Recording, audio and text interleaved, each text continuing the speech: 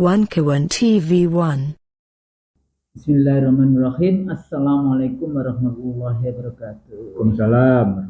Alhamdulillah kembali bersama IC Trail Show Conversation to Scholars tentang berbagai persoalan bangsa, ya baik domestik maupun global. Jadi kalau dilihat dari perspektif IC Trail Show biasanya selalu bicaranya political ekonomi.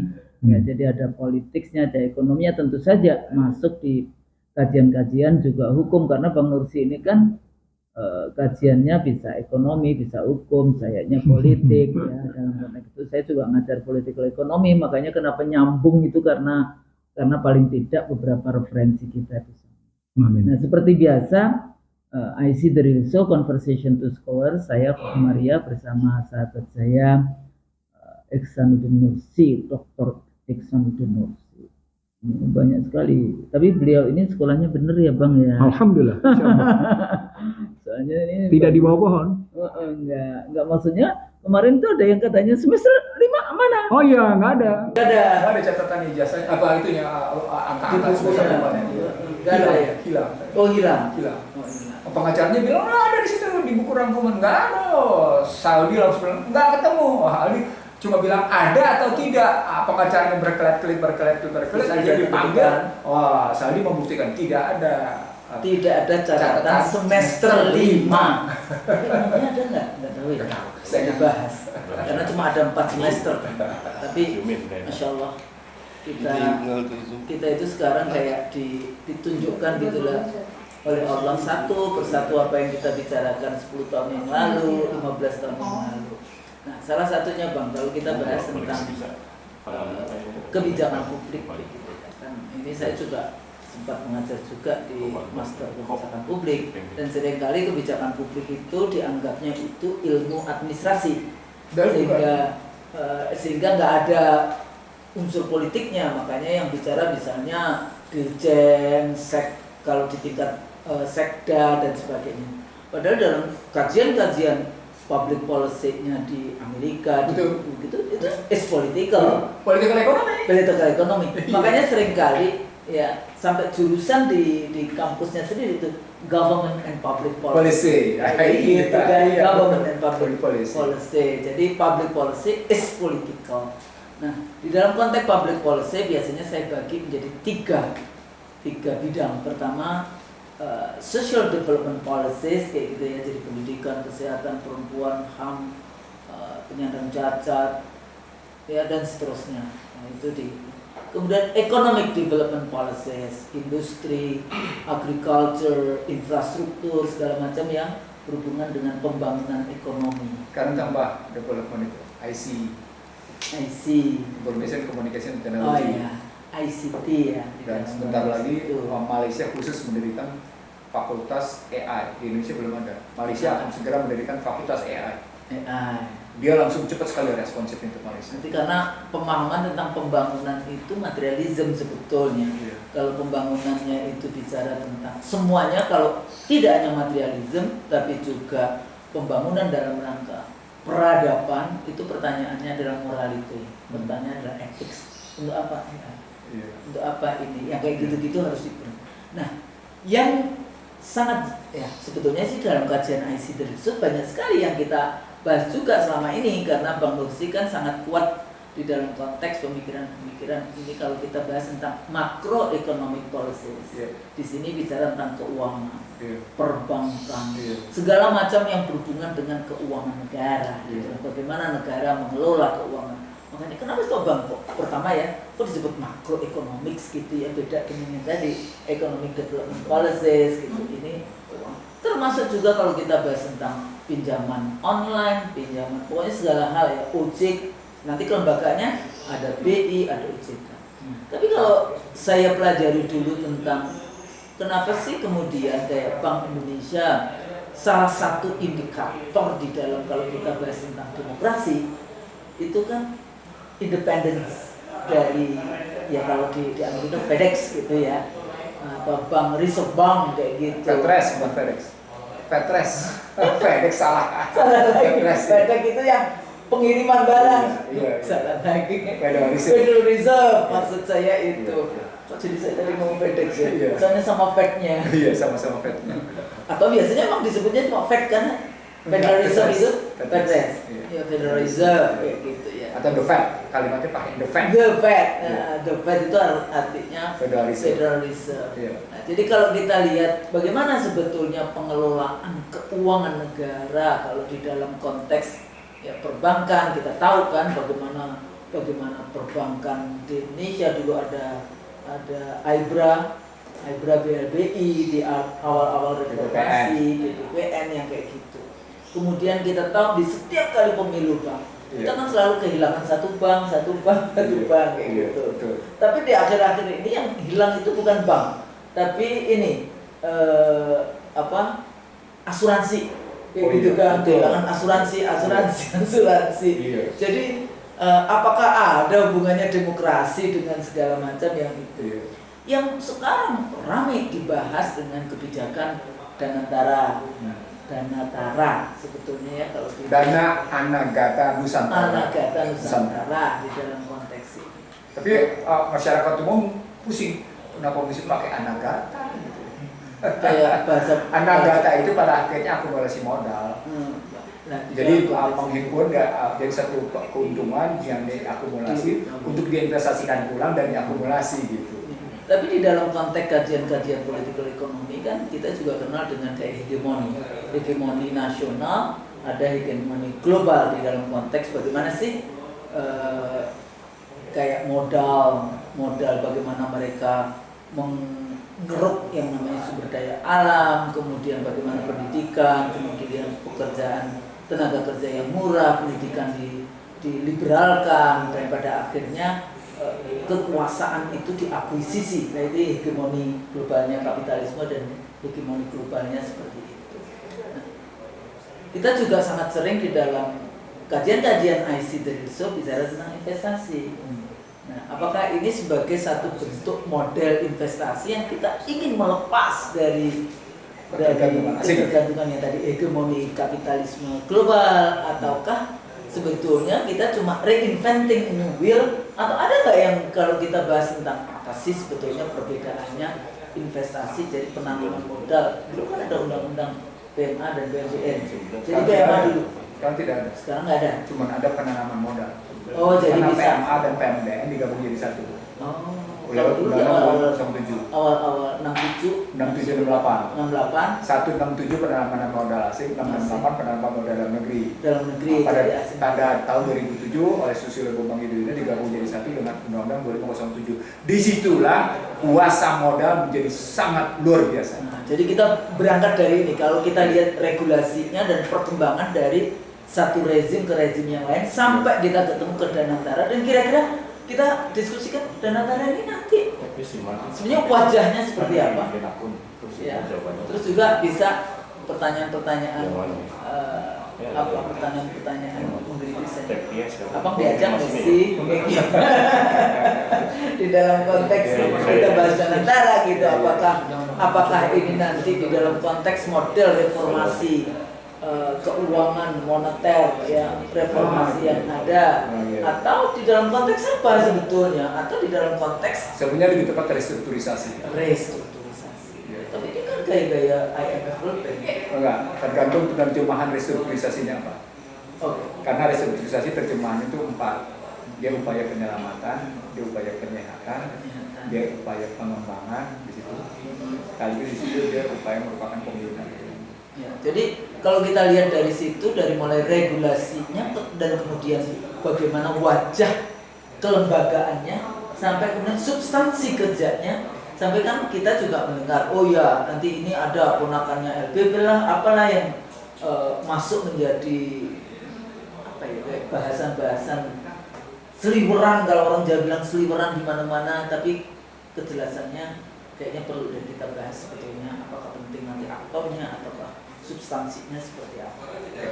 Kita bicara makro dulu. Iya. Karena nanti Badan Pengelola Investasi ini dia berada di antara, kalau pakai bahasa hukum, tadi gue sudah bicara hukum istilahnya, dia berada di antara publik perdata publik. Karena nanti akan dari Badan Pengelola Investasi ini akan lahir yang namanya holding investasi. Selain ada holding pelaksana. Nah, kita bicara makronya. Kalau kita bicara makronya dulu, berarti kita bicara moneter dan fiskal. Iya. Nah, kita dekat dulu dengan moneter, baru kemudian kita masuk ke fiskal. Yang pasti moneter kita 3. Pertama, dari segi nilai tukar, dia free floating exchange rate. Free floating exchange rate. Dasarnya Undang-Undang 2499. Sehingga akibatnya seperti sekarang, nilai tukar jatuh terus-menerus. Dan nggak bisa kemudian diangkat kembali. Jadi, satu nilai tukar. Yang kedua di payment system, sistem pembayaran. Ini menyangkut nanti soal local current transaction, international transaction, baik trading maupun financial. Jadi apakah kita masuk dalam perdagangan internasional atau masuk dalam perdagangan uang internasional, pasar uang internasional. Ini menggunakan payment system. Payment system kita di dunia sekarang ada 3. Ada Swift Code, gitu ya. Itu kita pernah bahas ya. Ada Swift Code, di mana sistem pembayaran internasional diatur oleh Amerika. Nah, sekarang sejak yang namanya Black Monday 24 Agustus 2015, Cina punya sendiri, Rusia punya sendiri. Apa poinnya?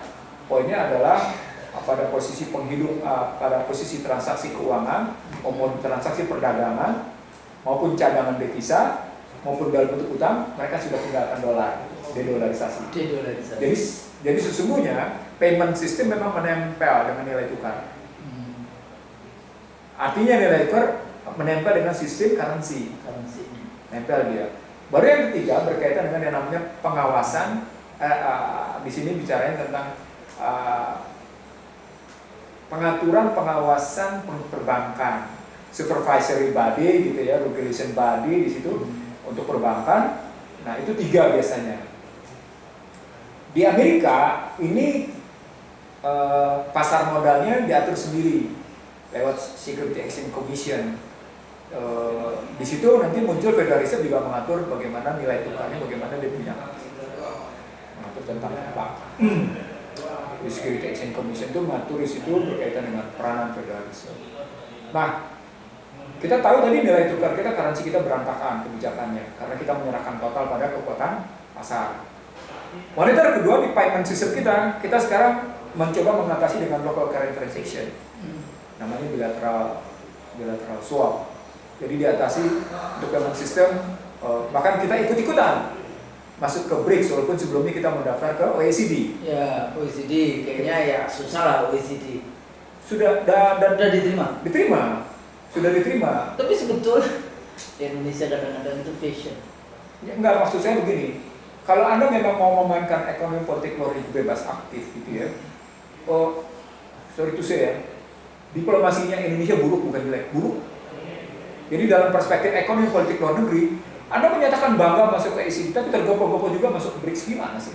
Coba buka semua model komunikasi yang dibangun ketika Anda mendaftarkan diri ke OECD, lalu kemudian tergopoh-gopoh juga Anda mendaftarkan diri ke BRICS. Coba bandingkan model komunikasinya. Ini untuk perilaku pejabat itu buruk di situ. Tidak mencerminkan satu model mental yang mau mengatakan bahwa kedaulatan ekonomi kami yang akan menjunjung tinggi. Bahwa Indonesia menjunjung tinggi kedaulatan ekonominya, means kedaulatan keuangannya, means kedaulatan nilai tukarnya, kan gitu berpikirnya. Mestinya berpikirnya begitu dong. Kedaulatan ekonomi, kedaulatan keuangan, kedaulatan nilai tukar, gitu dong. Jadi jangan apakah ikut BRICS kemudian nilai tukar kita langsung 10.000? Enggak bisa. Yang saya mau bilang di balik struktur tadi gitu yang saya mau bilang. Sorry itu sih. Boya kalau bodoh jangan merasa pinter gitu. Sorry kalau saya bilang begitu, karena orang kelihatan betul mau menampakkan dirinya pinter di pasar keuangan gitu loh. Tapi sesungguhnya bodoh banget gitu. Sorry ya kalau yang saya bilang gitu. Apa indikatornya itu tadi model komunikasi yang dia tampilkan. Ketika bangga main ke OECD tapi kemudian juga tergopoh-gopoh main ke BRICS gitu. Itu di relasi antara nilai tukar dengan payment system. Yang ketiga tadi perbankan. Nah, perbankan Indonesia di bawah perintah IMF dulu dipisahkan. Ya. Berdirilah OJK. Nah, dari sini lahirlah LPS juga. lembaga penjamin simpanan. Jadi stabilitas sistem keuangan itu dipegang oleh, nah di sini ketemu nih stabilitas sistem keuangannya dipegang oleh 4 institusi, Menteri Keuangan, BI, OJK, LPS. Nah mereka di sini melakukan antisipasi, mereka melakukan perekayasaan, mereka melakukan bukan sekedar mengantisipasi, juga mereka melakukan upaya mengatasi kalau terjadi macam-macam. Artinya dalam perspektif moneter dia diindikasikan oleh 3 untuk moneter, misalnya tiga lembaga. Indikasinya adalah apa yang saya sebut sebagai nilai tukar, suku bunga, dan inflasi. Nilai tukar, suku bunga, dan inflasi. Jadi kalau kita bahas nilai tukar, dia tidak boleh terlepas dari membahas suku bunga. Kalau kita nggak bahas suku bunga, dia tidak terlepas dari inflasi. Maka ketika ada orang yang bangga, Indonesia adalah satu-satunya negara yang inflasinya rendah, itu harus ditabrakin dengan nilai tukar. Kalau nilai tukarnya jatuh, inflasi rendah, ada yang salah, gitu loh melihatnya. Apalagi inflasi rendah, dia tidak mampu mengatasi pengangguran, dia tidak mampu mengatasi kemiskinan, dia tidak mampu mengatasi Gini rasio, gitu Husnul melihatnya. Dan itu pun juga tidak angka-angka di dalam konteks betul. Jadi ada kualitatifnya. Nah, kalau teori yang saya bangun, 3 bersaudara ini, 3 tadi 3 tuh, yaitu tukar, suku bunga, inflasi. Saudaranya lagi, saudara sepupunya lagi, itu harga energi, gitu ya, harga emas, dan harga komoditas strategis lainnya, gitu. Lihat aja bagaimana perangnya. Kalau mereka mainin nilai tukar dengan suku bunga, lihat harga energinya. Energi ini masuk apa? Semuanya. Baik yang namanya fosil maupun renewable, semua. Jadi, tapi diindikasikan sederhana 2 Husnul. Brent sama West Texas Intermediate WTI.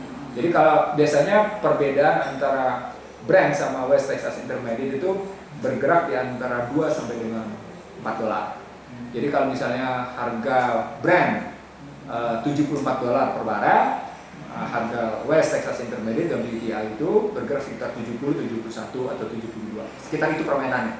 Bergeraknya tergantung permintaan pasar. Yang menentukannya lagi-lagi menentu.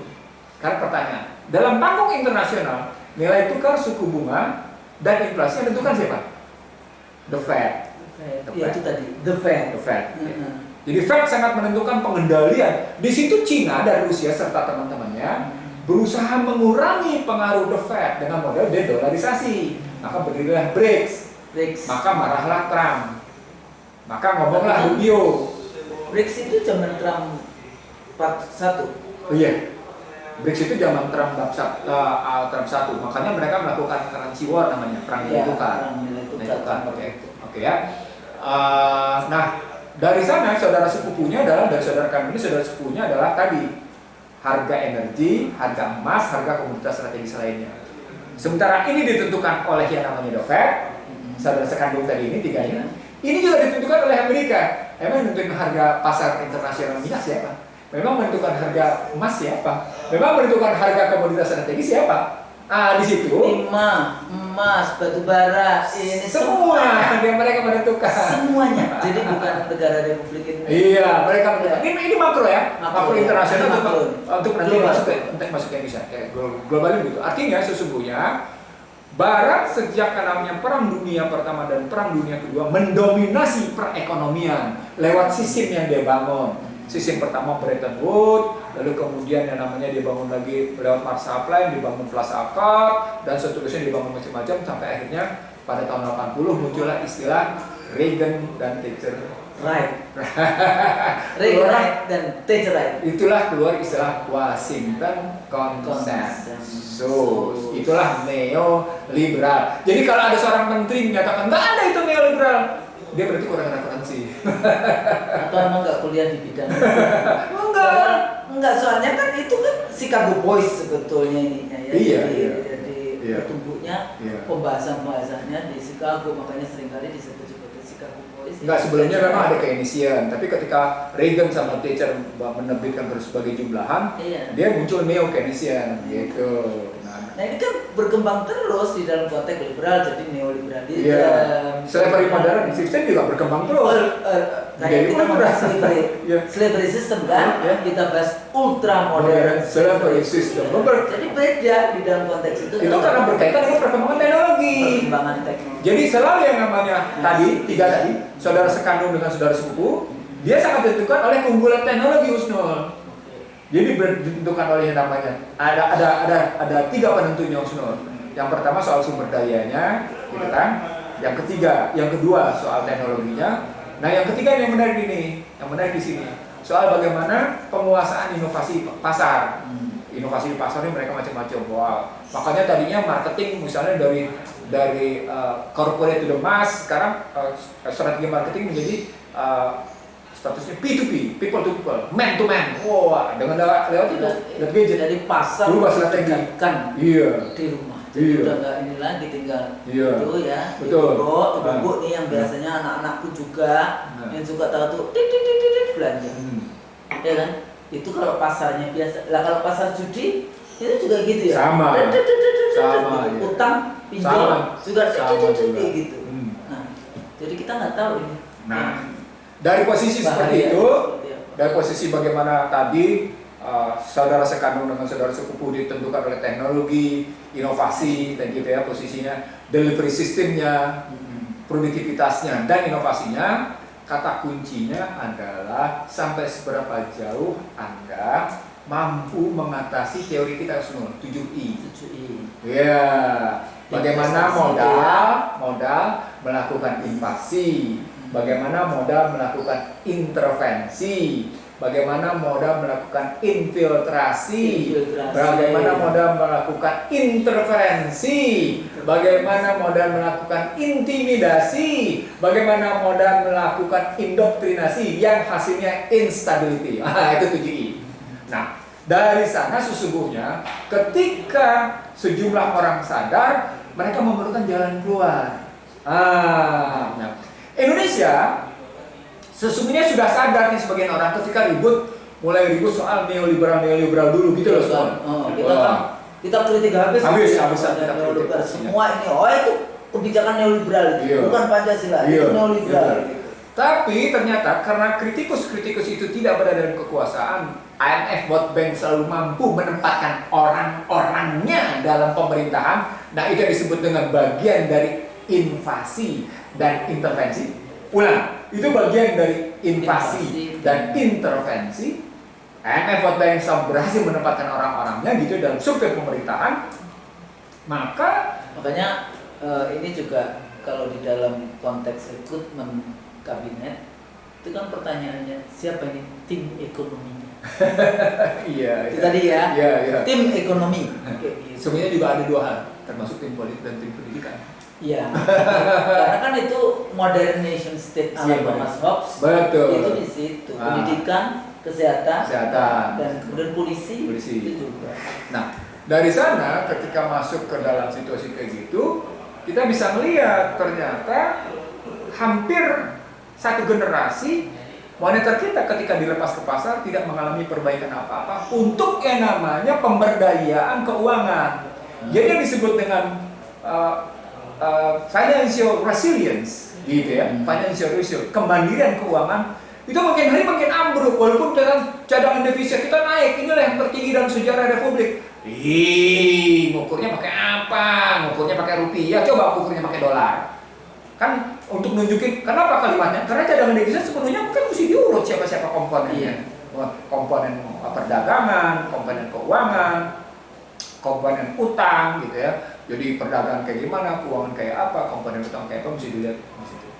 Nah, dari sana setelah kita lihat kondisi moneter kayak gitu, 7I terus berjalan gitu. Kita geser sekarang ke fiskal. Fiskal itu tidak pernah mengalami perbaikan karena salah satu indikatornya adalah tax ratio. Tax ratio kita bergerak hanya 10%. Sementara yang namanya incremental capital output ratio kita tinggi banget, artinya tidak efisien. Apa artinya? Alokasi anggaran dan realisasi alokasi anggaran untuk pembangunan dilaksanakan dengan tidak efisien. Apa indikator konkretnya selain ekor? Harga logistik tetap tinggi. Apa indikatornya? Ketika infrastruktur dibangun, harganya tetap sekarang 23,7% dari total biaya. Dari sebelumnya 24%. Berkurangnya berapa? 0,3%. Nah, itu indikasi bahwa alokasi fiskal salah.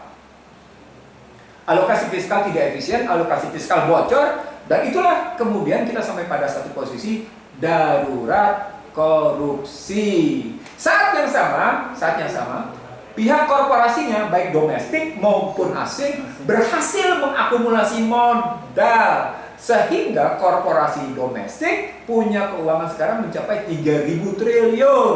Wah, dasar kan? 3.000 triliun. Siapa yang disaingi Nusnul? Yang disaingi pertama oleh korporasi domestik. Ini dari 10-11 orang kaya Nusnul. Ya.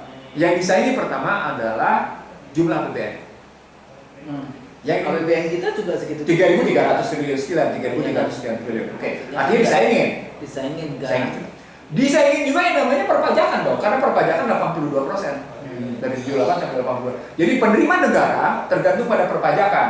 Dan perpajakan itu dari perusahaan-perusahaan besar itu. Oke. Ya income tax gitu. Iya. Tidak hanya cuma individu, Iya. tapi juga company. Iya. Siapa lagi disaingin? Dana pihak ketiga. Struktur dana pihak ketiga lebih banyak pada orang-orang kaya. Itu yang bisa dilihat pada jumlah duit tingginya 5 miliar dolar berapa banyak? Berapa pangsanya berapa? Pangsanya berapa persen? Di situ kelihatan di dana pihak ketiga bahwa orang kaya yang menguasai uang di dana pihak ketiga perbankan. Dibanding sama orang yang punya duit 100 juta ke bawah yang jumlah rekeningnya 99,sekian%, tapi tidak menguasai apa-apa, kuenya kecil. Bahasanya gini, ya. Orang kaya-kaya itu dia bisa pinjam untuk modal yang lebih besar lagi kepada bank. Ya. Sementara petani yang tanahnya sawahnya cuma 0,2 hektar tidak bisa pinjam modal di bank. Kayak gitu kan sebetulnya. Itu bahasa awamnya supaya mudah dipahami. Jadi artinya dana ketiga tadi sangat menentukan gambaran. Jadi tadi kita lihat total APBN kita lihat kemudian dari dana pihak ketiga, lalu kita lihat belanja APBN, lalu kemudian kita lihat dana pihak ketiga, yang terakhir yang kelima jumlah kredit. Tadi yang maksud bilang kreditnya lebih banyak diterima oleh orang-orang kaya daripada masyarakat secara luas atau targeted kelompok yang membutuhkan.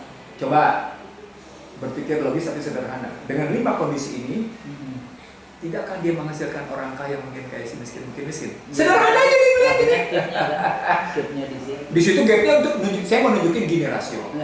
Nah, saya juga mau ngomong kayak gitu. Tapi ini Bang, ini juga sangat basic biasanya. Kenapa diksi yang dipakai oleh rezim atau ya Kementerian Keuangan di dalam mata negara itu selalu subsidi. Sementara tadi sebetulnya Bang Nursi bicara belanja negara. Ya kan? Belanja negara artinya yaitu memang kebutuhan untuk delivery. Artinya public services di dalam konteks lain. Kenapa kok seringkali para ekonomi itu suka? Karena cara pikirnya ultra neoliberal. Jadi ketika mereka merasa terbebani atas subsidi, maka mereka sesungguhnya tidak sedang menjalani budget mandatori. Bukan konstitusional. Enggak, maksudnya bukan menggunakan pendekatan konstitusional. Iya, kan istilah saya tadi jelas, budget mandatori konstitusional. Nah, kalau gambarannya budget mandatori konstitusional, maka di sini menarik, maka pemerintah punya kewajiban melakukan pembiayaan atas yang namanya kesehatan. Pemerintah punya kewajiban pada pendidikan. Pemerintah punya kewajiban untuk mengatasi pengangguran. Pemerintah punya kewajiban mengatasi kemiskinan. Pemerintah punya kewajiban untuk mengatasi infrastruktur. Itu kewajiban. Iya, itu di situ. Apalagi kemudian tegas-tegas pasal 27 ayat 2-nya Undang-Undang Dasar 45. Gitu ya. Tiap-tiap warga negara berhak atas pekerjaan dan penghidupan yang layak bagi manusia. Kalimatnya bukan penduduk, Muslim. pihak-pihak warga negara. Artinya ketika negara membuka pekerjaan, membuka lapangan kerja bagi orang asing, dia sudah melanggar konstitusi. Maka kehadiran TKA sesungguhnya melanggar konstitusi. Nah, mereka benarkan lewat Undang-Undang Penanaman Modal dan Undang-Undang 38. Berarti undang-undang itu bertentangan. Pada hakikatnya bertentangan. Itu yang saya tidak mengerti ketika saya menggugat Undang-Undang 2507 di Mahkamah Konstitusi. Waktu itu saya berhadapan dengan sejumlah ekonom neoliberal. Ya, saya tidak perlu sebut siapa namanya, tapi saya bilang Undang-Undang Penanaman Modal nomor 25 tahun 2007 itu pada hakikatnya bertentangan dengan konstitusi. Saya ingat banget itu November 2007 usul. November 2007 di Mahkamah Konstitusi gitu ya. Nah, kalau melihatnya begitu bahwa ada budget mandatori konstitusional mandatori gitu ya, maka harus kita lihat apakah fiskalnya berhasil mengatasi seperti itu karena berhadapan dengan pesaingnya.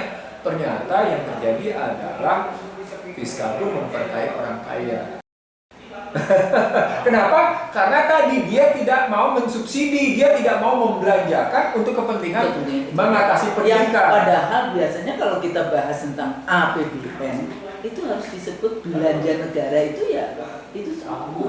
Maka ketika anda bicara subsidi makin besar pada LPG 3 kg, harga yang sesungguhnya adalah sesungguhnya sudah 40.000 sekian karena tidak bisa dijodoh dengan 22,5 gitu kan. Kita mensubsidi sudah besar-besar. Termasuk BBM yang selama ini selalu bensin kayak gitu ya, itu selama dicekokin kita bahwa ini adalah kamu itu disubsidi. Bahkan dengan kalimat kita membiayai untuk kita bakar, katanya. Soalnya dengan membakar energi tidak ada hasilnya. Ini enggak ada argumen seorang pejabat tinggi yang menyatakan kita mensubsidi untuk kita bakar. Oh, artinya untuk mobil, untuk motor dibakar. Soalnya tidak ada hasilnya. Saya bilang dia orang logikanya.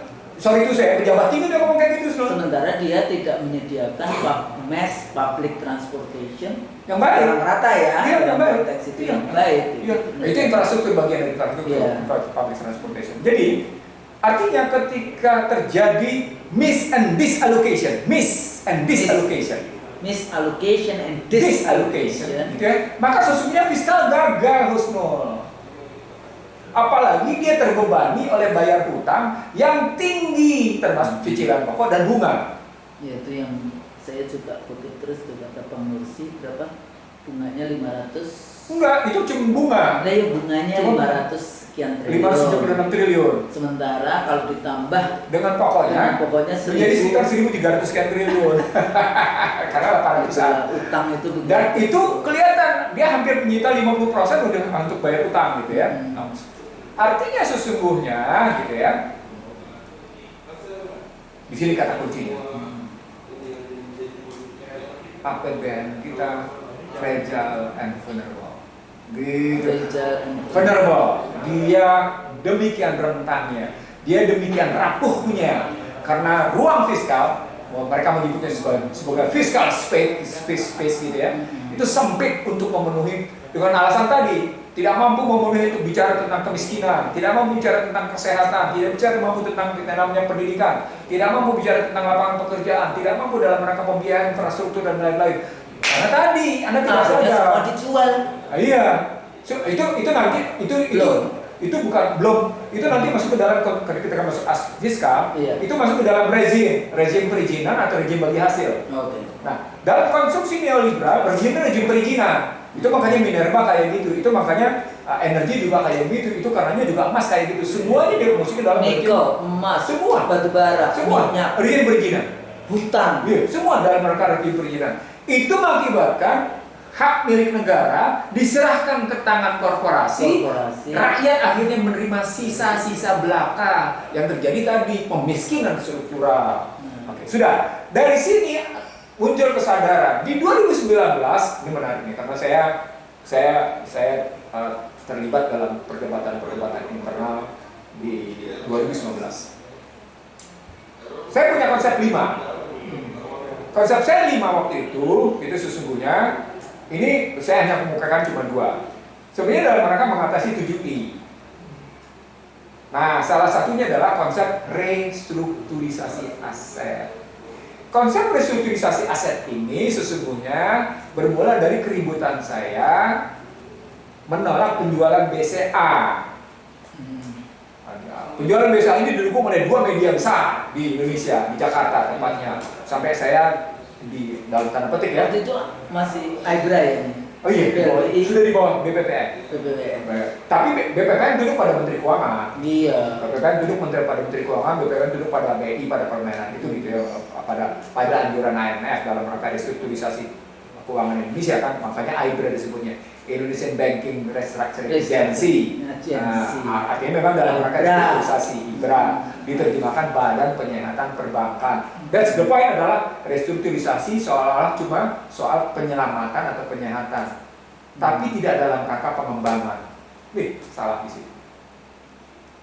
Jadi kayak sebetulnya kayak gini loh, ini kebiasaan dari rezim. Kayak misalnya udah tahu kebijakan tentang kenaikan pemotongan yang gas 3 kilo itu. 3 kilogram itu. Itu kan pasti ada masalah-masalah, tapi kan nggak ada jalan keluarnya. Ini juga kayak gitu. Semua kebijakan-kebijakan. Ya, mereka cuma menyelesaikan di hilir istilah saya. Mereka tidak kan makanya kemudian saya gugat, lu selesai dong undang migas, kan saya bilang kayak gitu. Oke. Nah sekarang balik lagi Husnul. Kalau kita melihat tadi fiskalnya dis and misallocation, sehingga mandatorinya tidak mampu dijalankan, bukan tidak mampu, gagal dijalankan. Gagal dijalankan. Teknologi gagal dijalankan. Negara gagal di situ gitu ya. Lalu di 2019 kita munculkan istilah restrukturisasi. Sementara restrukturisasi pada cerita BPPN, pada cerita di era reformasi cuma sekedar penyehatan, Badan Penyihatan Perbankan. Padahal kata-kata restrukturisasi punya makna lain, dia punya makna penghematan, dia punya makna pengembangan, gitu kan? Kan gitu dia punya makna penataan, gitu ya, kalau segitunya maknanya begitu. Maka ketika masuk di 2019, penggunaan istilah restrukturisasi aset, saya bagi dalam 3 klasifikasi Husnul. Waktu itu kita bicara tentang bagaimana real asset, bagaimana potensial aset. Nah, ketika kita bicara real asset, kita bicara yang tangible dan intangible. Gitu. Yang potensial itu kita bisa bicara dalam konstruksi sekuritisasi. Artinya kalau misalnya ada cadangan emas yang terbukti, bisa kita jual tuh suratnya, terus kita bisa dapat uang. Sementara pada posisi yang real, tangible, itu sudah muncul, yang modalnya sudah terbentuk saat itu. Ada 4 konsep lain yang tidak saya kemukakan, tapi termasuk di dalamnya adalah soal devisa hasil ekspor. Karena ini bagian dari ceramah saya di SESPB. Istilah saya reformasi moneter. Jadi pada 2001-2002 sebagai dosen di SESPB, Sekolah Pimpinan Bank Indonesia, saya menyebut pentingnya melakukan reformasi moneter yang dengan tegas-tegas bahwa hasil ekspor tidak boleh ditaruh di luar. Jadi kalau sekarang baru muncul DHE, devisa hasil ekspor, mereka sudah telat 22 sampai dengan 23 tahun. So ini enggak, saya harus ngomong dibuka. Already 25 years. So itu, boleh dibuka rekaman saya ketika saya ngajar di SESPB, di Sekolah Pimpinan Bank Indonesia, gitu ya. Nah, jadi berarti ada 2, ada restrukturisasi. 3-nya saya nggak ungkapin, nggak usah. Jadi kalau kita bicara tentang restrukturisasi aset dan devisa hasil ekspor, maka kata kuncinya adalah, gitu ya, profit taking. Kata kuncinya adalah making money kan? Making money secara makro itu artinya kekuatan negara melakukan investasi atas hasil yang diperoleh dari perputaran BUMN-nya atau dari perputaran negaranya. Konsepnya adalah bukan konsep defisit berarti dalam APBN-nya. Konsepnya adalah konsep surplus. Di situ berbedanya dengan konsep neoliberal. Artinya APBN kita berpikir tentang konsep surplus, bukan konsep defisit. Tapi mereka itu bicara surplus, bicara juga bukan surplus, profit. Sampai akhirnya, kita rugi kalau ngasih subsidi. Tapi bukan pada pemikiran yang bagaimana keuntungan investasi atau eksploitasi sumber daya alam yang diekspor, kemudian di situ ada keuntungan, kemana? Karena berpikir produktivitas berpikir produktivitas ekonomi metrik, angka, ekonometrik posisinya. Jadi kalau kita berpikir produktivitas hanya pada angka, dia tidak berpikir produktivitas pada sistem sosial ekonomi, sistem politik ekonomi, ya mati lo nggak bisa bikin apa-apa. Kenapa? Karena lo sudah dididik sejak awal oleh KMB, oleh penanaman modal, bahwa Anda punya ketergantungan modal asing. Dan Gitu. mereka itu begitu, itu seperti iman kayak gitu loh, bahwa tanpa penanaman modal asing kita nggak bisa membangun. Itu yang saya maksud sebagai indoktrinasi. Jadi pertanyaan Nusnu itu indoktrinasi. Anda tergantung pada modal asing, tanpa modal asing Anda tidak bisa membangun. Itu indoktrinasi. Dan itu kayak dipercaya. Nah, kata-kata tanpa itu intimidasi. Ya, gitu dua itu. Iya, di situ. Nah, sekarang kita balik. Kita dapat sudah sumber masalahnya. Moneter punya masalah, fiskal punya masalah. Maka muncullah gagas tentang pentingnya sovereign wealth fund. Sovereign wealth fund diterjemahkan dengan daya anagata Nusantara atau Danantara. Nah, karena ribut soal itu gitu ya, mundur aja dengan istilah artikel saya pada ketika posisi saya bicara tentang saya mengkritik BPPN waktu itu. Kenapa Anda tidak menggunakan konsep restrukturisasi secara tegas jelas dengan konsep strategi planning benar gitu ya. Nah, saya bilang, oke, kalau begitu sekarang kita lihat berapa sebenarnya BUMN punya kemampuan gitu posisinya. Nah, existing BUMN itu asetnya 10.950 triliun. Saya tidak tahu sumber angka 14.724 triliun itu dari mana, saya tidak tahu. Tapi yang saya tahu adalah karena tadi penggunaan pengertian aset kan saya bilang tadi ada aset itu kita bagi dua, dan real aset dan potensial aset. Realnya kita bagi dua, ada tangible, ada intangible. Maka sekarang kalau dibilang asetnya BUMN dalam rangka itu, maka aset BUMN cuma 10.950 triliun. Maka kalau kita bilang dia jumlahnya 10.950 triliun, muncul pertanyaan, BUMN mana yang untung? Iya, bukan, nggak usah 14.000-nya. BUMN mana yang untung sehingga bisa memberikan dividen? BUMN mana yang merugi sehingga membutuhkan PMN, kan gitu proses berpikirnya. Iya. Nah, sekarang yang punya dividen ya. Ya, yang punya dividen itu nih disebutkan enggak? Iya, kita sebutin sekarang. Kalau di perbankan ada BRI, dia memberikan dividen kurang lebih sekitar, nanti pemirsa IC ratio bisa lihat angka-angka di screen ya. Di screen bisa kelihatan di sini. Paling tinggi BRI ya? BRI 28,3, Bank Mandiri 23,57 gitu ya. Bank BNI 5,5. Lalu, ini menarik nih.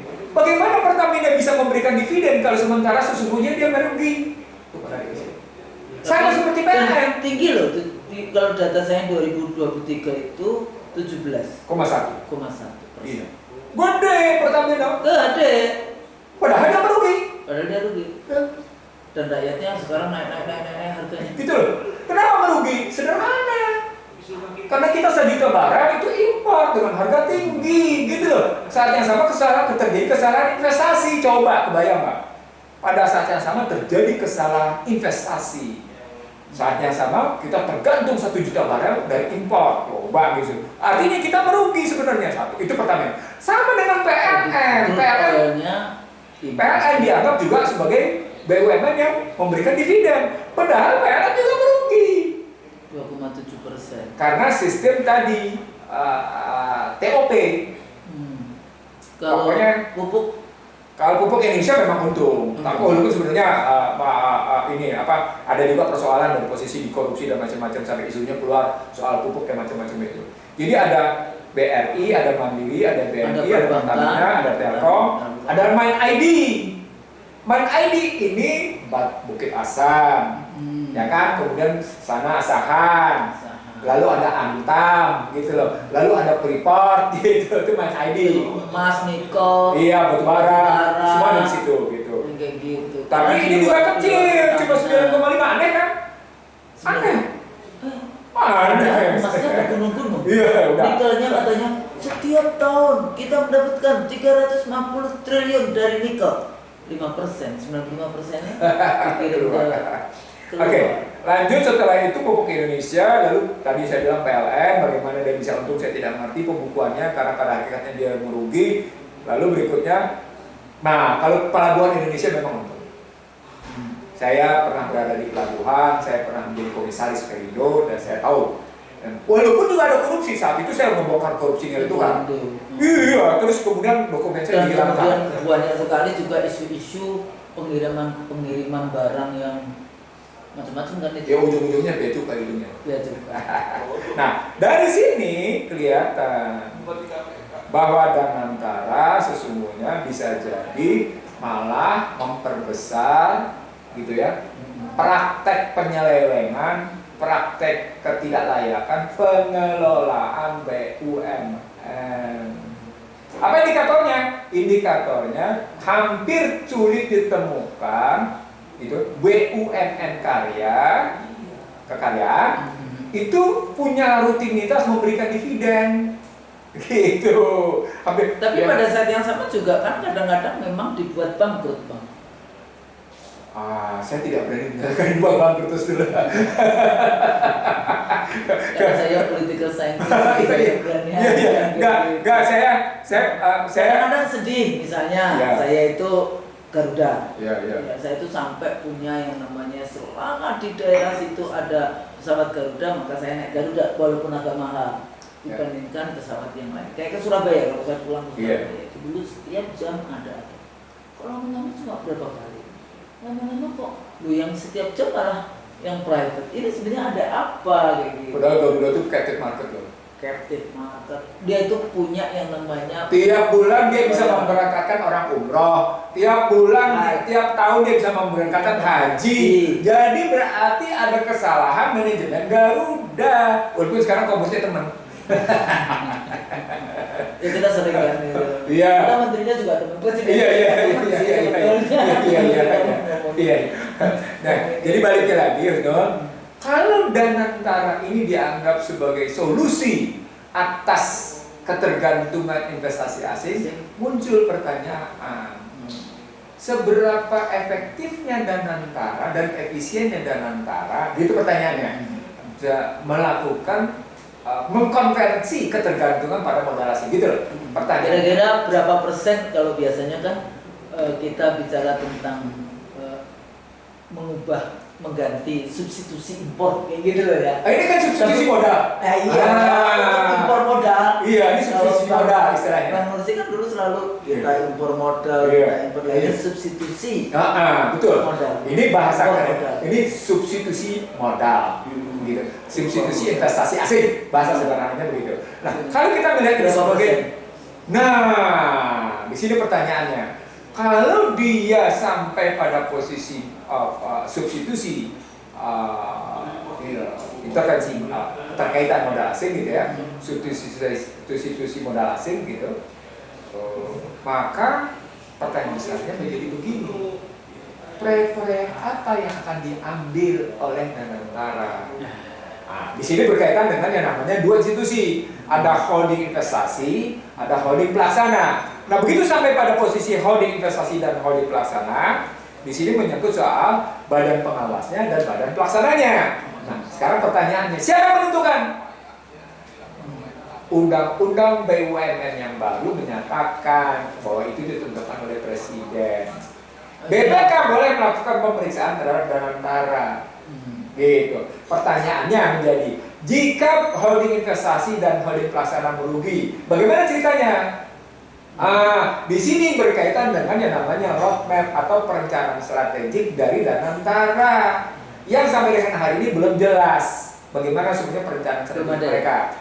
Apa yang mereka akan lakukan? Walaupun sudah Presiden sekali menyatakan Danantara akan berinvestasi di sini.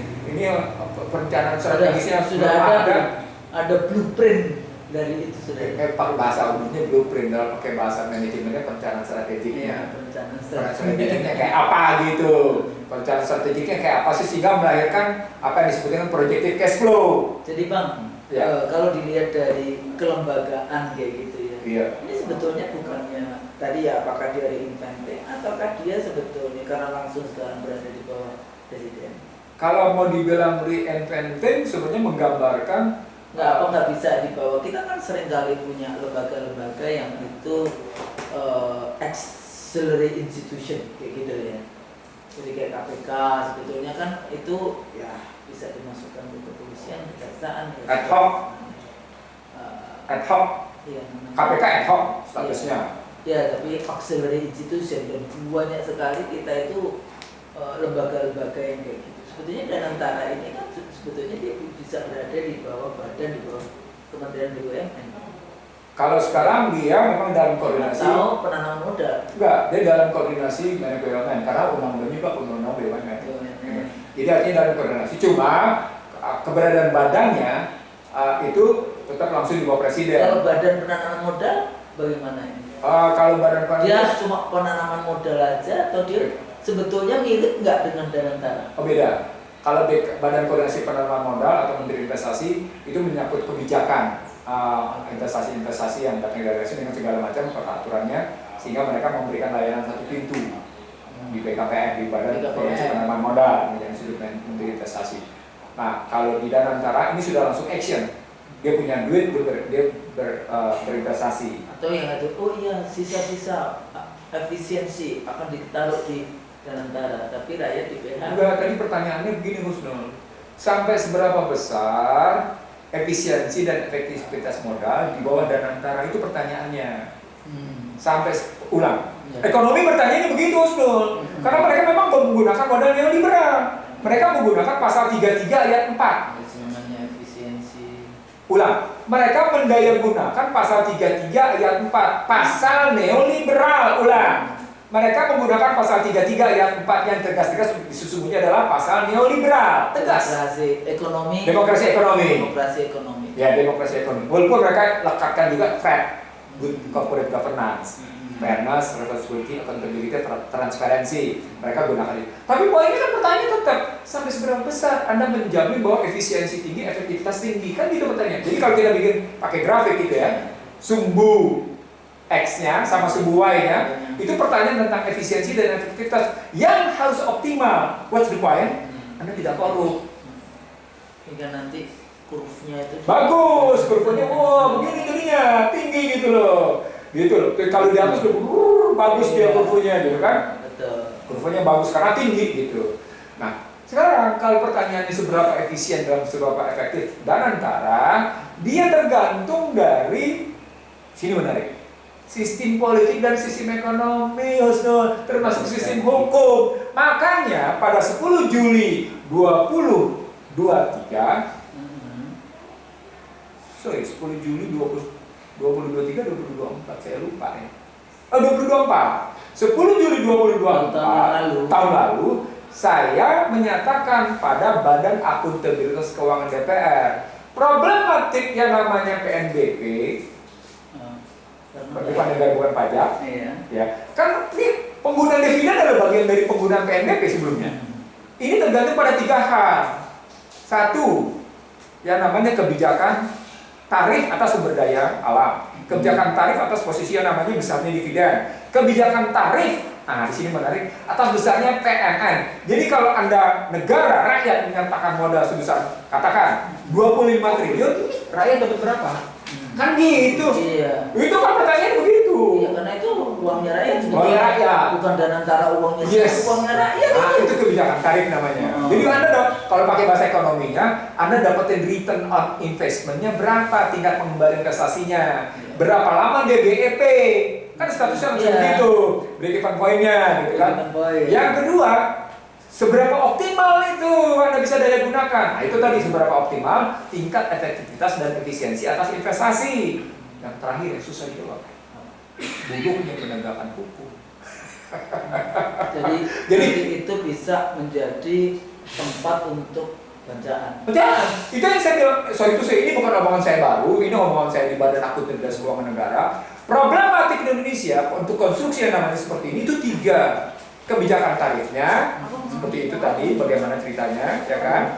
Bagaimana optimalisasinya untuk bicara efisiensi dan efektivitasnya. Saya nggak bicara birokrasi ya, karena birokrasi tidak bicara efisien, birokrasi bicaranya efektivitas.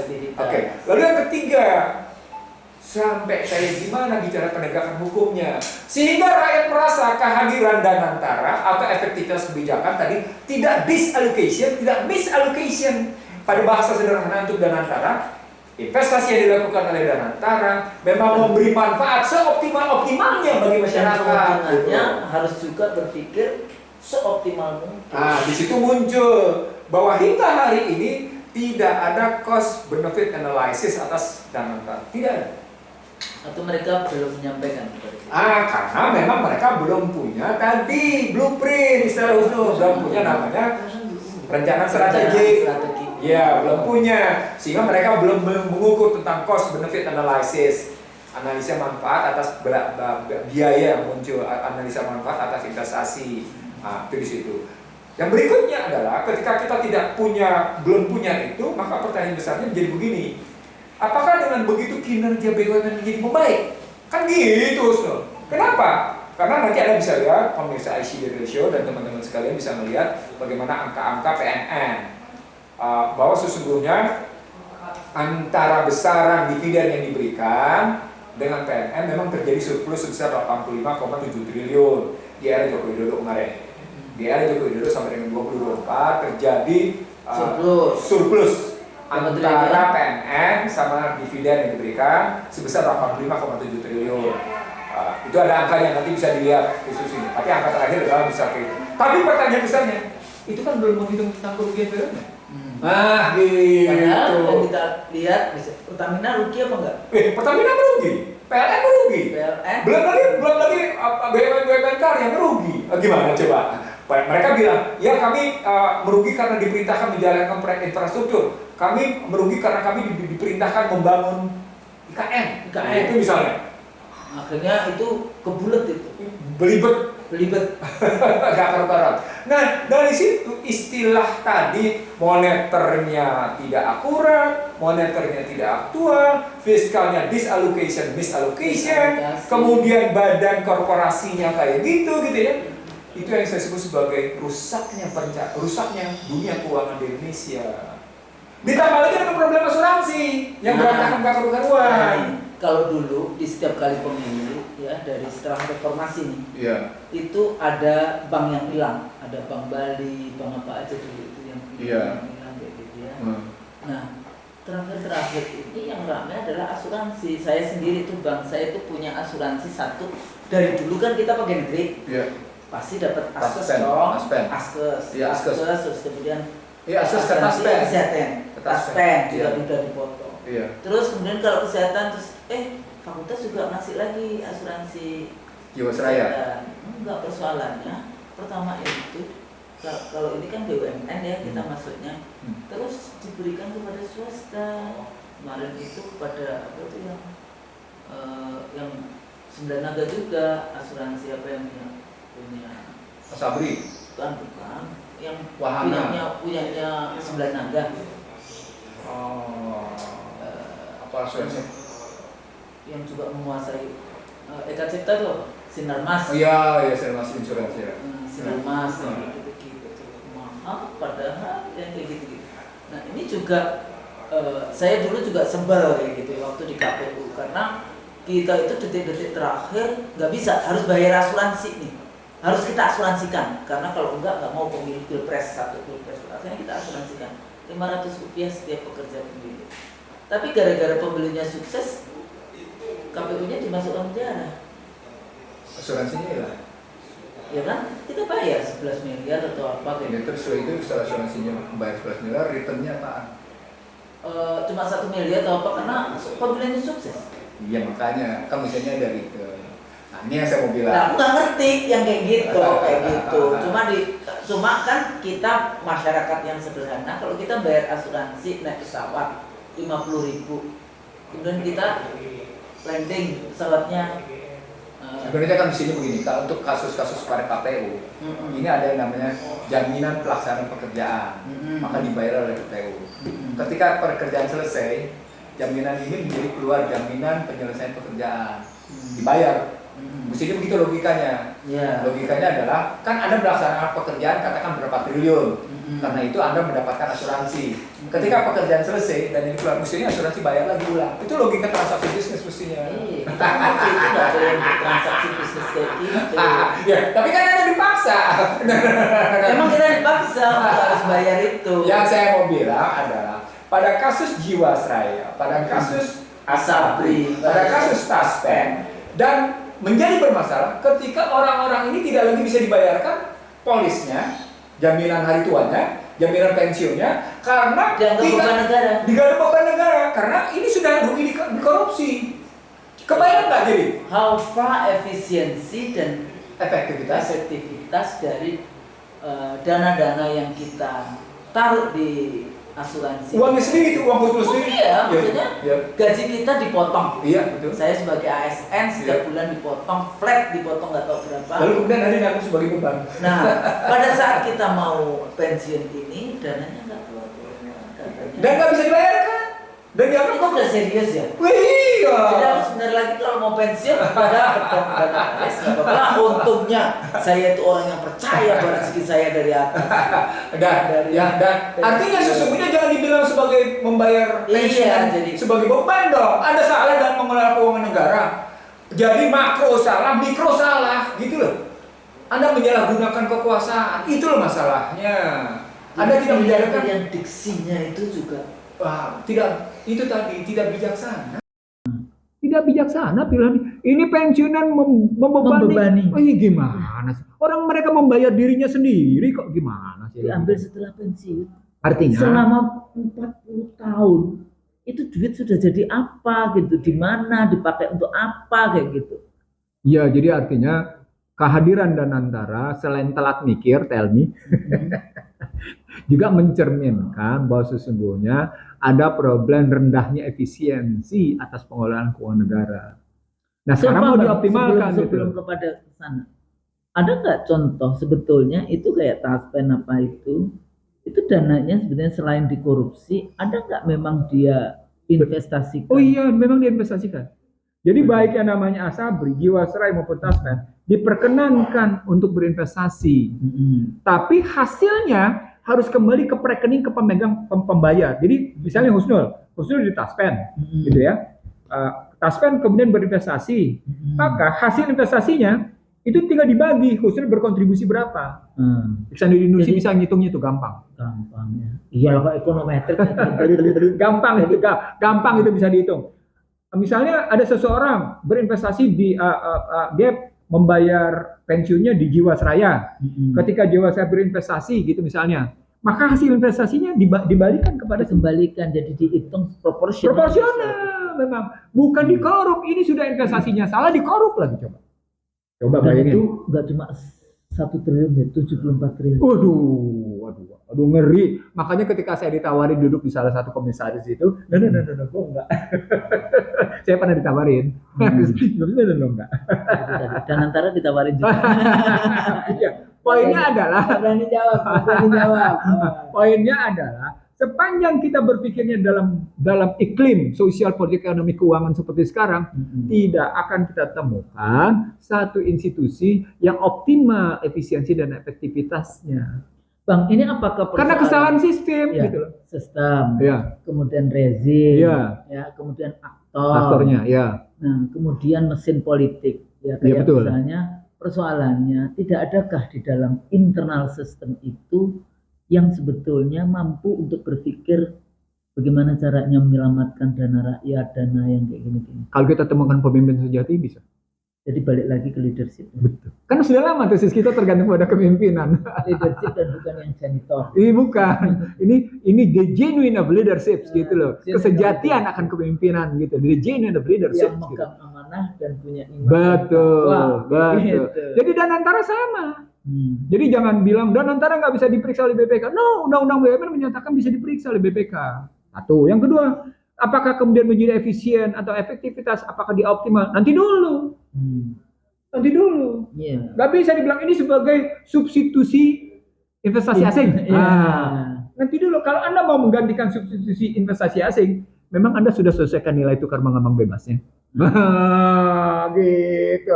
Memang Anda sudah menyelesaikan sistem keuangan moneter dan fiskalnya? Kan enggak. Gitu. Makanya saya bilang, kalau saya pernah bilang, kalau Danantara dengan modal restrukturisasi aset bisa dikelola dalam satu periode pemerintahan, utang luar negeri selesai. Dengan catatan 5 tahun itu pun tidak menciptakan utang baru. Gitu.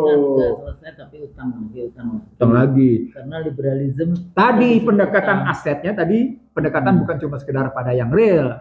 Itu yang potensial juga kita pakai.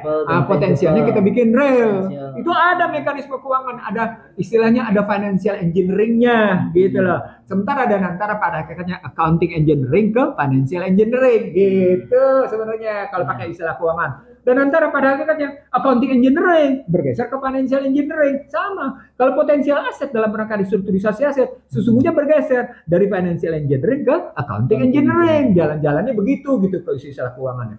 Nah dari sana kita mau bilang kalau Anda tidak berempati dan bersimpati pada publik, nggak akan ada yang namanya kemunculan kelembagaan baru untuk optimalisasi kesejahteraan rakyat. Nggak akan ada. Anda akan tetap menemui kesulitan, akan ada hambatan besar karena karakter darurat korupsi. Dan korupsi di depan mata bisa nggak diselesaikan? Gitu problemnya. Saya akan sampai kemana? Antartika dan ke padang pasir. Pada ya udahlah ke pik situ aja. Ya, jadi satu lagi. Okay. Kalau kita lihat, ini kan tadi itu memang dana-dana yang dikumpulkan dari dividen BUMN negara ya. Jadi milik negara di dalam konteks negara, milik rakyat. Tapi negara sekarang ada lagi yang diambil dari rakyat, kayak dana haji kayak gitu. Itu lain lagi ceritanya. Nah, itu didaya gunakan lewat fiskal. Mereka beli sukuk, mereka beli surat obligasi. Sebenarnya bukan hanya di situ, bahkan dana pensiun pun dipakai untuk begitu. Dana pensiun yang lain. Kan kita ngomongin dana pensiun. Dipakai untuk yang begitu juga, tapi kan salah semua rata-rata kayak gitu. Nah, misalnya sekarang yang menentukan itu, oh ini saya beli yang ini, nggak taunya rugi kayak gitu gimana? Nah, ketika implikasi rugi, di sini kita mesti atur. Ini merupakan kerugian karena bisnis atau kerugian karena kesalahan mengelola. Itu menarik. Atau kerugian karena memang dikorup. Itu penting itu. Contoh ada satu BUMN karya manipulasi bikin proyek tol ecek-ecek. Nggak ada proyeknya gitu. Nggak ada, tapi dibikin seolah-olah ada kayak gitu. Jadi balik lagi begini. Dan antara menghadapi problematik makro yang tidak sederhana. Dia tidak bisa diselesaikan cuma dengan pendekatan undang-undang BUMN. Dia tidak bisa diselesaikan hanya dalam kerangka kokohnya kekuasaan. Dia dibutuhkan penyelesaian dalam rangka sikap bertanggung jawab dan memegang amanah. Jadi kalau kita curiga, masyarakat curiga atas Danantara, hal yang wajar. Karena memang soalnya kita posisinya sekarang lagi dalam posisi disorder gitu. Disorder. Dia bentar lagi, makanya terus keluar muncul tema besar, tarik dana dari bank pemerintah. Itu disobedient. Itu udah mulai disobedient. Gitu. Jadi hati-hati nih langkah-langkah gitu. Kan sudah beredar di media sosial. Tarik dana dari bank pemerintah.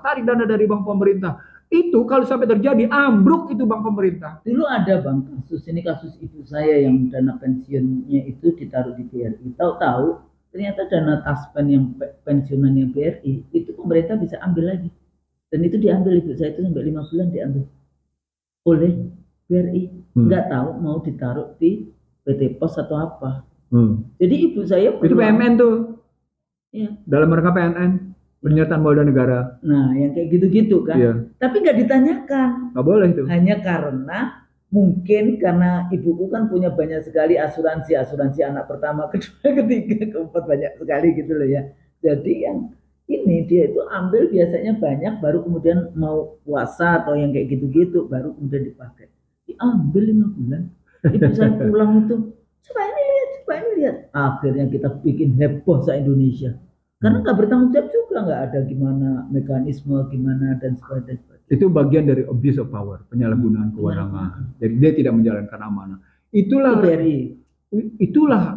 masalahnya. Dia problematik keuangan yang saya bilang pengelolaan keuangan di Indonesia itu amburadul.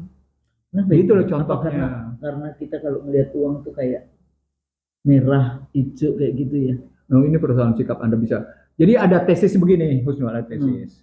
Tesis itu kan berpangkat tidak terhormat. Iya. Ini omongan IC The Real Show sekian tahun Kapan? lalu. Ya kita pernah ngomong itu. Sekian tahun lalu. Jadi kayaknya harus melihat lagi itu yang tema apa. Berpangkat tidak tidak terhormat, terhormat, menjabat tidak Tidak bermartabat, bermartabat, beramanat tapi berkhianat. Itu problem deh. besarnya. Sekira gitu Ustaz. Kayaknya itu deh. Kita tutup dengan itu. Jadi itu pesan moral kita. Iya. Di dalam konteks gimana kalau semuanya ini nanti untuk anak-anak mahasiswa saya, kalau suatu saat Anda jadi pejabat, untuk teman-teman masyarakat yang sekarang berada di jabatan, ingat kayak gitu ya, hati-hati, terutama kalau kita berada di lembaga-lembaga yang padahal dulu satu lagi, Sri Mulyani dulu ya, itu memberikan gaji yang sangat tinggi untuk eselon 1-nya dari Kementerian Keuangan dan MA Supaya tidak dikorup. Iya. Supaya Tapi- tidak terjadi korupsi. Iya. Faktanya tetap aja. Enggak, maksudnya itu ada nggak kira-kira hubungan antara gajinya yang tinggi dengan korupsi? Kan Nggak ada. nggak ada. Tapi kami pernah berdebat tajam dengan teman-teman di KPK, dengan komisioner KPK tepatnya. Saya waktu itu jadi salah satu dialog di antara mereka. Kami mendiskusikan itu, bahwa gaji tinggi itu tidak menjamin habisnya korupsi. Disebabkan karakter korupsi di level-level itu bukan korupsi karena kebutuhan, tapi korupsi karena keserakahan. Itu makanya muncul. Greedy. Greedy. Itu makanya muncul tadi, beramanat, berpangkat, Berpangkat tidak terhormat, terhormat, berjabat tidak bermartabat, beramanat tidak tapi khianat. Nah, gitu dia. Itu problemnya itu. Nah, itulah orang, makanya kemudian enak banget orang asing mendikte karena mereka tahu karakter kayak gini. Tinggal di ini. Tinggal suruh aja dia berkhianat, suruh aja dia tidak terhormat. Jadi dia bikinlah undang-undang Iyalah. menyelamatkan mereka. Iya. Undang-undangnya itu Iya. khianat. Betul, Iya. undang-undangnya khianat. Gimana coba? Gitu. Praktek juga sumber daya alam dihabisin, segelintir orang yang mendapatkan tidak bermartabat lagi itu dan astagfirullah. Kayaknya memang kita harus banyak beristighfar. Mudah-mudahan Iya. ini menjadi kajian yang sangat penting Iya. untuk teman-teman yang Iya. karena saya juga dapat WA juga, Iya. Mbak dibahas dong di IC Drill Show tentang Danantara. Iya. Tapi nggak ngomong ya. Iya. Tapi ya udah. Kita bahas tentang Danantara. Ya, nanti bisa dilihat bagaimana undang-undang BUMN-nya diubah sedemikian cepat kilat. Cepat kilatnya. Menarik. Tiba-tiba undang-undang BUMN diubah sedemikian rupa. Sementara ada undang-undang yang lebih mendasar, misalnya tentang migas, mereka tidak perbaiki. Lalu menarik juga dengan undang-undang perubahan undang-undang Minerba, hanya karena ingin memberikan konsesi ke perguruan tinggi. Ada aneh. Ini artinya. Suap-suap politik dilakukan kepada ormas agama, kepada perguruan tinggi. Apa poinnya, Ustaz? Apa? Political will-nya nggak punya perencanaan strategik berbasis konstitusi. Ulang, Ustaz. Iya. Ulang nih. Political will-nya tidak berbasis perencanaan strategik berbasis konstitusi.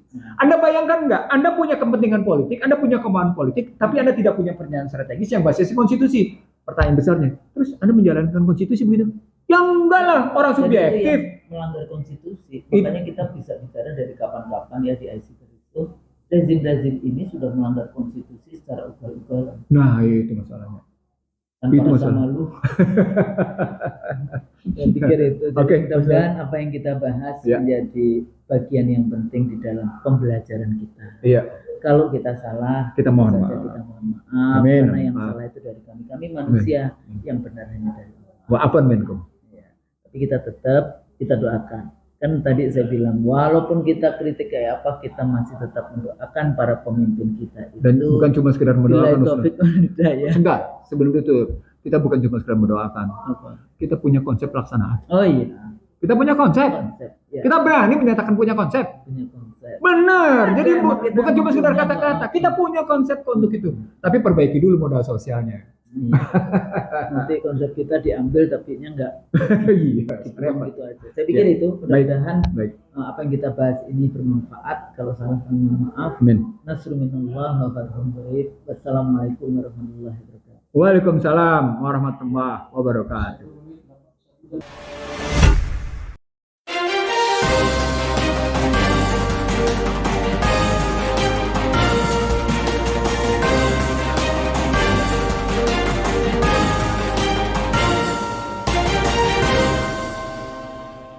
1K1 TV1